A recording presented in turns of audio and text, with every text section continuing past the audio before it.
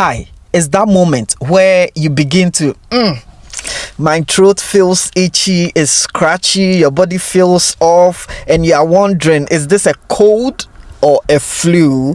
It might seem like a very, very small question, but getting it right can actually determine whether you need rest, medication, or a trip to the doctor. My name is Dr. Samuel Ologo.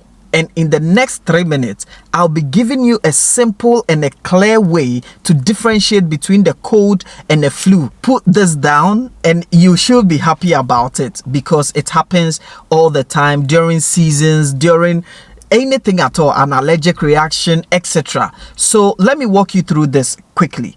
So when we talk about cold, this is the main difference between the cold and the flu. When we talk about cold actually happens gradually. It takes time. It takes a couple of days. You remember that you inhaled something 3 days ago and then you felt irritation in your nostrils, in your throat, and then over the period of, let's say, 2 or 3 days, you tend to experience cold. Now, when we talk about flu hits you like this.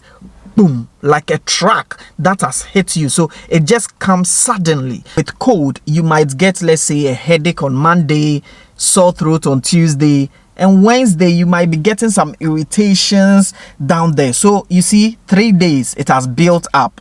Whilst with flu or an influenza, so this morning you were completely fine, but you got to work, you inhaled something, and then boom, the truck hits you, or you picked up something, just through respiration, and then it just happens. You begin to feel that irritation and everything. There is chills sometimes, which may appear sometimes. There is that feeling of exhaustion. You are tired. It's already 10 or 11 a.m. and you're already exhausted from the day's activity, and that is just as a result of the flu that you might have caught at work. When we talk about the causes, when you look at them, they are both caused by viruses. But one thing is this: when you look at common cold, it's usually caused by rhinovirus. So that is why it takes time to actually get there. But when we talk about flu, it's caused by the influenza A or influenza B viruses, and that is far more aggressive.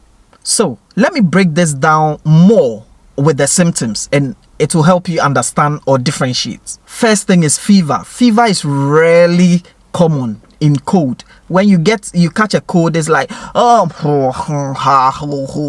those things, right? So it just happens and then it goes. You don't need fever for anything. But when it comes to flu will give you a very, very high fever. Your temperatures may be hitting from 38 degrees Celsius to about 40 degrees Celsius with the kind of flu you are having. Let's talk about body aches. When it comes to cold, it's mild or even absent when it comes to cold, but when it comes to flu, there is the presence of that body aches, that body pain. People actually describe flu aches as they've been hit by a truck or something. They feel all malaise, the entire body, they feel general pain. Yes, that is how they feel sometimes. Now let's talk about fatigue. Fatigue with cold is really mild. Sometimes people actually get a bit of fatigued when the cold is so intense, but when it comes to the flu, they are always fatigued. They want to be in bed. Actually, they don't want to do anything. They can't do anything at all. Let's talk about headache. There is mild or no, or let me say absent headache when it comes to cold. Common cold, there's absent. It's really uncommon. But when it comes to flu, oh my God, I can feel my head is pounding, and you know that thing, right? Yes, exactly. That is how people sometimes feel when it comes to flu. I think all the symptoms have been present for flu, but rather absent in common cold. But this one is present in common cold. Do you know what I want to say? Then someone will tell you, bless you. Oh my God. And running nose, you need to use the tissue and all that. That is number one for common cold. Whereas in flu, it's less common. Let's talk about sore throat. Sore throat is also very common for common cold. I feel some burning sensation. what can I do? You know those things. Exactly. But when it comes to flu, it barely occurs in flu. It's not prominent like the way it is in common cold. This is the most important part of it. When we talk about chest discomfort and cough, this is what people actually sometimes they misunderstand it. When it comes to cold, it is rarely possible for you to be having chest pain and then be coughing as a result of the cold. But if it's flu and you are not careful, even pneumonia can set in, and it can be any type of pneumonia. It can actually set in. It can be viral, bacteria, whatever type can set in. So you have to be very, very careful when dealing with whether this is a common cold or that is a flu. It's funny how these two actually interrelate or correlate. Now look at this. For cold, common cold, it can last for about 7 to 10 days, whereas that of a flu can last for 5 to 7 days. If you look at it, common cold is lasting longer, yet the flu is lasting a shorter duration. Meanwhile, flu seems to be more serious than the common cold. Anyway, let's see why and at what point are you supposed to see the doctor. Let's talk about that. When you begin to have persistent high temperatures or fever, that time, please don't rest on it. You need to go to the hospital, go and see the doctor. When there is an associated chest pain, okay, and there is cough in between these, so there's high temperature, there is cough, there is chest pain, please don't rest on these three. They are very, very important.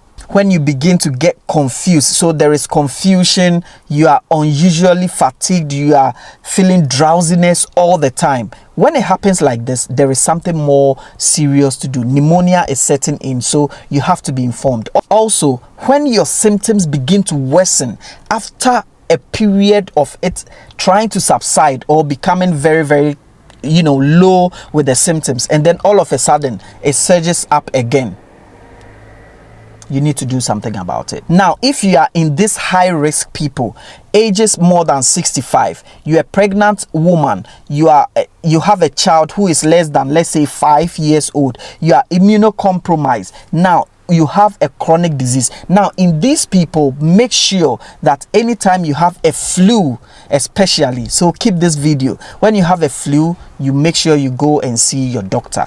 Even though there are medications for all these things, I know that during seasons, or most countries, when it's getting to the season where you need to get yourself some vaccines and get a flu jab and stuff like that, make sure you get it to reduce. It's not to prevent it completely, but it's to reduce the occurrences. Make sure you wash your hands more often. You touch objects, you make sure you wash your hands. And when people are talking, those droplet infections, make sure you are also protecting yourself from such things as well. These are very, very crucial or important for your health and my health as well. If you have enjoyed this video and you think it's good, you are going to do any of these things, and if you were confused for the first time the difference between common cold and flu, just drop it in the comment section. I will laugh at you just a bit, but I won't take it too far. Just a bit. So put it in the comment section. Let me understand whether you understood or you knew the difference between the two.